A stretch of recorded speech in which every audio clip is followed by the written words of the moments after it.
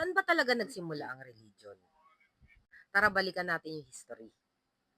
Number one, prehistoric belief.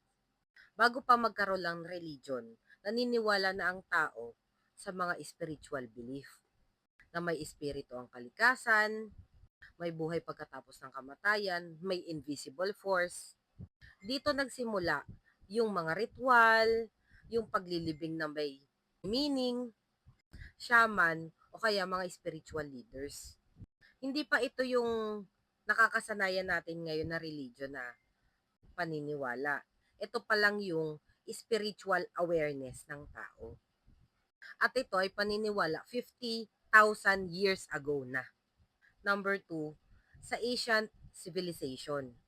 Dito na yung nagkakaroon na ng structural na paniniwala kasi lumalaki na yung civilization. Ito na yung mga time ng ancient Egypt, ancient Greece, Mesopotamia, at saka India.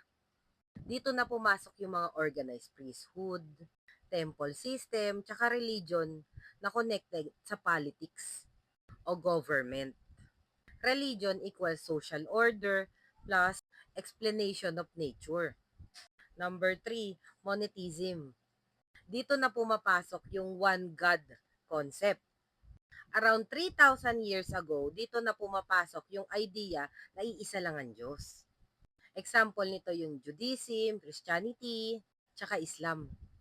Dito naging moral based, scriptural, at tsaka universal ang message.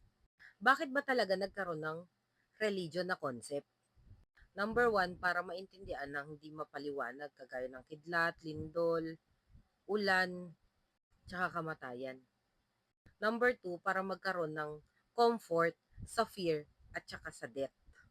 Number three, para magkaroon ng social control at order. At number four, para magkaroon ng meaning ang existence. Sa reality, spiritual came first. Institutional religion came later. Ang pagkakaiba, ang spiritual, personal experience. Sa religion, organized structure.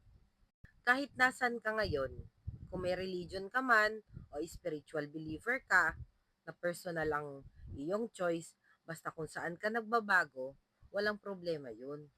Ang importante, mahalin mo ang sarili mo, magpakabuti kang tao, at mahalin mo ang kapwa mo.